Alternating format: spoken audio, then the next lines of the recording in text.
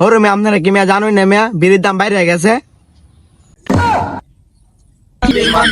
কমাতে হবে কমাতে হবে বিড়ির দাম কমাতে হবে। আমাদের দাবি মানতে হবে।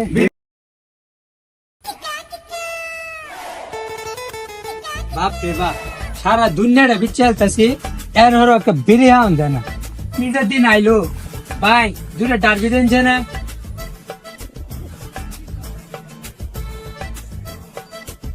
হই মিয়া কি তুই চেয়ে বেসাই না। হই মিয়া বিড়ি দিন না, সব দুটো বিড়ি কেনে মাথা নষ্ট না, বিড়ি তো আই। এই মেয়ে বিড়ি না গিয়ে কইছি না।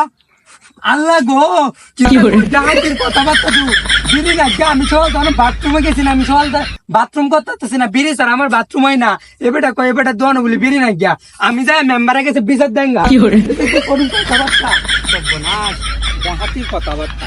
আমি আজ মেম্বারের কাছে বিচার দে আমি। ওই মেয়া নুনাদান কি তুই সামনে।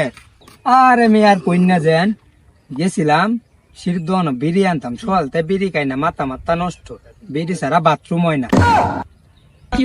আমি গেছি বিড়ি আনতাম, আমার দেখতে বিড়ি বলি নাই গিয়া হি দুহান দে বইছে, হের দোহানো কেলাকে বিড়ি থাকতো না।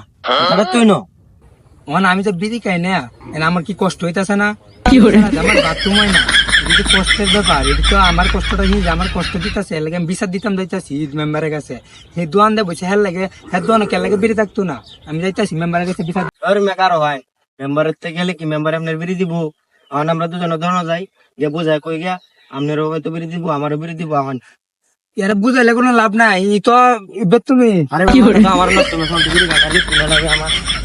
আরে মিয়া তুই চিল্লালি তুমি বিড়ি দিব, আস্তে আস্তে বোঝায় কখন লাগবো তাহলে শুনে বিড়ি দিত। ই তো তুমি এরা বুঝাইলে লাভ নাই কোনো। আচ্ছা যাই দেখি কি হয় কপালে কি আছে। ওই মেয়ে আগে বিড়ি দিলেন না এরা।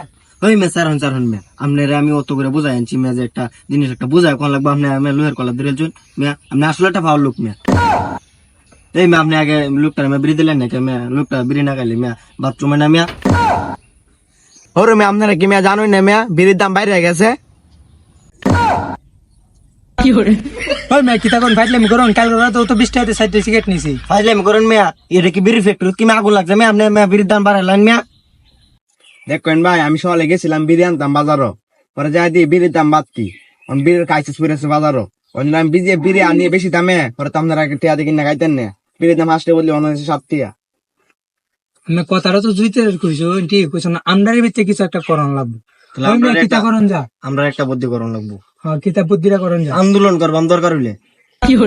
হ্যাঁ হ্যাঁ বুদ্ধিটা বালাই দিছে, আমার ব্যবসা হইবো। হ্যাঁ আন্দোলন আমরা তো দোকান বন্ধ থাকলে ব্যবসা লস না, এখন আমরা আন্দোলন করবো।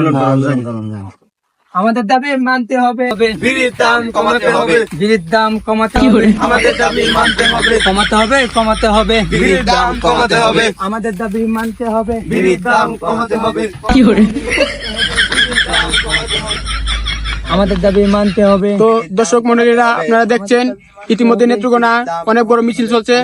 কি নিয়ে মিছিল হচ্ছে আপনারা সবাই দেখে নেন, আমরা এখন জিজ্ঞেস করব কি নিয়ে মিছিল হচ্ছে। ভাই আপনাদের কি নিয়ে মিছিল, এই এত বড় মিছিল হচ্ছে কি নিয়ে? বিড়ির দাম বাইরে গেছে, এর লাগে আমরা মিছিল করতেছি। ভালো না মন্দ? এটা খাওয়া শরীরের ক্ষতি করে আমরা খাই বুঝতো, আমরা বাপ চাচারা খাই আছে তো আমরা খাই। আমি এখন যেহেতু বিড়ি খাইছে তো আপনারা বিড়ি খাওয়া বাদ দিয়ে দেন। আপনারা যদি বিড়ি খাওয়া বাদ দিয়ে দেন তাহলে আপনাদের নিজের শরীর ভালো হবে, দেশের উন্নতি হবে, দেশের উন্নতি হবে। হ্যাঁ আপনি তো কথাটা খারাপ বলছেন না। তো আজ থেকে আমরা শপথ করি আমরা নিজেরাও বিড়ি খাবো না, অন্য কেউ খাওয়ার জন্য মানা করবো যাতে অন্যরাও না খায়। তো আমরা এখন থেকে শপথ করলাম নিজেও খাবো না, অন্য কেউ খাওয়াবো না। কারণ ধূমপান স্বাস্থ্যের জন্য ক্ষতিকর।